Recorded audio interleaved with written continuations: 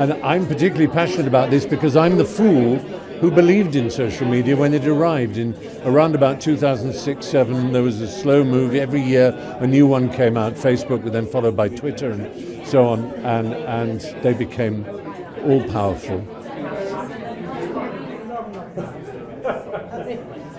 Hello, sir. Hello, IGN. Such an honour to meet you. Thank you so much for your time. Not at all. I was doing my research, looking who I'm going to talk to tonight, and I'd write down a couple of projects underneath each person's name. Under your name, I wrote everything. Oh, no. There's so much I would like to talk to you about. However, the first thing I want to say is how wonderful your tie is. Oh, I'm glad you like it, yeah. Was this a personal choice or a stylish choice? I looked at the invitation because I suddenly thought, oh my God, is it black tie, dinner jacket, and it said cocktail. And I thought, cocktail? What does that involve? Something bright and fun, statementy. Yeah. So I thought that would be reasonable. And quite the statements to make for a man who is an icon tonight. Well, thank you. And what a wonderful honor to be bestowed upon you by the Newport Beach Film Festival. It's very I know kind. that I'm sure you've had that word thrown at you a few times. How does it feel tonight to be recognised as an icon? Well, it's very charming. I'll give away a joke that I think I'll tell if it works. I was just trying to work. I'll be your test audience. Yeah, I was always an icon, I was going to say, and I remember when I was a little icon, and it proved true that great oafs from little icons grow. I love that. That's something like that. That works. Well, that does it. Thank you. It will play in the room. Don't you worry about that. Good. Thank you. How has I guess we're at the stage where we're still reflecting on 24, looking forward to 25. I think in the last year I've seen a lot more vocal support from you for social media changes, which I think is such a great cause and campaign to get behind. How do we approach this? I know it's a big question to ask right now, but what's the plan? Well, it's interesting. I think in a strange way, it's very similar to our water crisis. Nobody wants our children to swim in contaminated waters. And I think when people stop and think, they probably don't want our children to breathe the kind of contaminated air of the culture that social media has belched out toxins for too long. And it is simply a question of the same kind of protections we give ourselves against any other forms of poison. And I'm particularly passionate about this because I'm the fool who believed in social media when it arrived. In around about 2006-07, there was a slow move. Every year a new one came out, Facebook, then followed by Twitter and so on, and they became all-powerful. And at first it seemed so wonderful. The so-called Arab Spring of, when was that, 2011, 12, something like that. It spread all the way across North Africa, from Tunisia to the Yemen.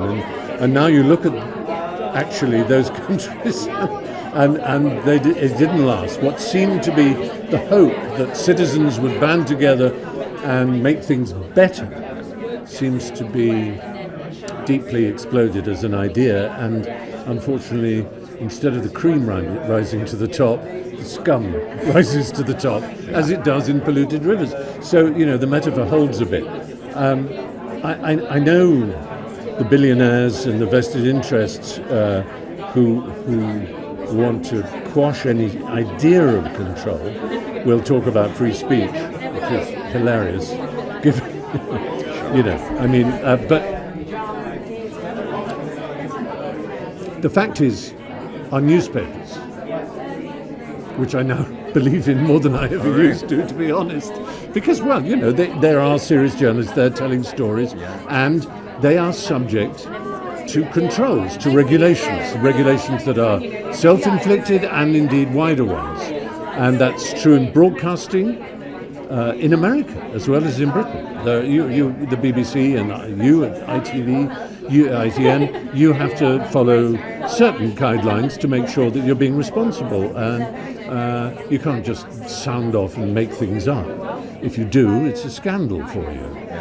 Now, Facebook is a far bigger newspaper than any of the ones in the world put together, because it's, something like 80% of people get their news from Facebook.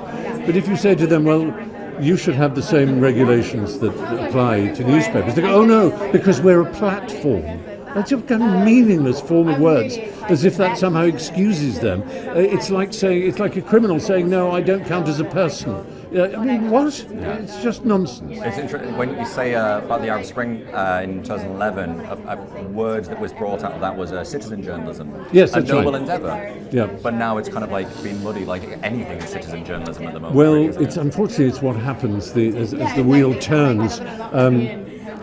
I'm old enough to remember the very early days of Silicon Valley, and there was a lot of guys, mostly guys, it must be said, guys and girls as well, though, in jeans and T-shirts, who wanted to make the world a better place and who were screaming with delight at what the technology was offering. Phrases like "insanely great" were used, and it was all given away because it was for everybody, like science. It was fabulous.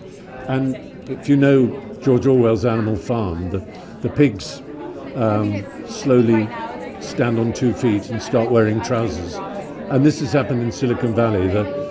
The people who wanted to improve the world and wanted to make things exciting and free and open have been absolutely deluged by every detail of capitalism, the money that was behind them, because obviously the problem was that the things like Facebook, whatever, got very big and cost a lot of money to run. So they had to have advertising, so they had to have venture capitalists, so they had to have money put into them, and the people who did that were not interested in making the world a better place. They were interested in another jet and another island, another another billion and another billion on top of that, and the power that comes with it, and the more they get that. I mean, the trouble is, these people don't really care about anything other than the money they make. And politicians have never been weaker. And who on earth would ever be a politician now? Nobody. Yeah. I wouldn't, you wouldn't. I mean, it's appalling. And everything you do is scrutinised to death so that you're apparently going to be, I mean, poor old Rachel Reeves, I don't know the story behind how many years she worked, and whether or not she's, been a bit of a con artist or not. But it's a perfect example of what she should just go, oh, to hell with it. Why on earth would I bother to try to do anything? And that's true on all sides, nothing to do with the fact that she's left or right. It's just no politician, and aside from anything else, they're insulted and threatened. And as we saw with David Ames, murdered. We're living in a time of absolute crisis. No one's in charge.